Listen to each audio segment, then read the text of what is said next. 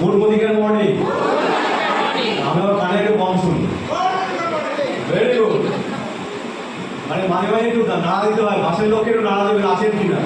ঘুমিয়ে গেছে, যদিও যা গরম লাগছে, কেউ আশা করি ঘুমোবেন না, খারাপ লাগছে। তবে একটা জিনিস বলি, দেখুন, আজকে আমরা দেখবো, শুনবো, শিখবো, তাই তো? তাহলে আমরা এখান থেকে শিখতে এসেছি। আচ্ছা, কোনো আপনার বাচ্চাকে যখন আপনি ক্লাসে দেন বা ভর্তি করেন, সেই স্কুলটা এসি এটা কি দেখে দেন? দেখে দেন না তো? তো আমরা বাচ্চাটাকে স্কুলে পাঠাই শেখাবার জন্য, কিন্তু জিজ্ঞাসা করি না যে বাবা তোর ক্লাসে তোর মাথার উপরে ফ্যানটা ছিল কি ছিল না। কি করি? জানি আজকে আপনাদের কষ্ট হচ্ছে, কিন্তু একটা কথা বলবো, 48 ডিগ্রি টেম্পারেচারে যদি কাজটা করতে পারে, তবে 24 ডিগ্রি টেম্পারেচারে নিজেকে ভালো রাখতে পারবে। তো প্রত্যেকেই বলবো, কষ্ট আপনার হচ্ছে, আমার হচ্ছে, সবার হচ্ছে। আমরা বুঝতে পারিনি যে 26শে অক্টোবর এতটা গরম থাকবে।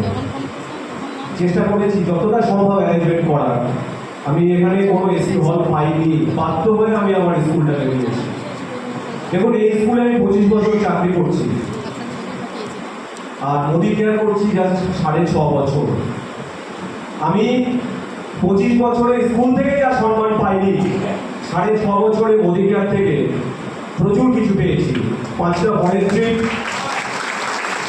8 লাখ টাকার একটা প্রিমিয়াম কার, লাখাধিক টাকার উপরে রোজগার। তো এই জিনিসগুলো কিন্তু আর মান সম্মান তো দেখতেই পাচ্ছেন। তো এইরকম একটা পরিবেশ আমরা কিন্তু সবসময় এখান থেকে পাই। অনেকে এখানে নতুন এসছেন, যারা এসছেন তারা আজকে দেখবেন আমার আপনার অমিত সাহা আসবেন, আমাদের সবারই মহাগুরু মিস্টার চঞ্চল স্যার আসবেন। চঞ্চল স্যার অসুস্থ, ওনাকে আমি রিকোয়েস্ট করেছি যে উনি এক্সাইটেড হবেন না, যতটা সম্ভব উনি কম বলবেন। আর সর্বোপরি যে মানুষটার জন্যে আমি যেখানে হোক, যত কষ্ট হোক, যত হাজার ভাবে হাঁটতে হয়, আমি কিন্তু সেই মানুষটার জন্য হাঁটতে রাজি আছি।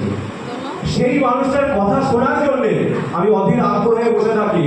এবং সত্যি কথা বলছি, সেই মানুষটার সাথে হাত মেলানোর জন্যে, সেই মানুষটার সাথে ছবি তোলার জন্যে আমাকে অপেক্ষা করতে হয়েছে কতদিন জানেন? আমরা 2018 সালে 6 অক্টোবর মোদি কেয়ারে জয়েন করি।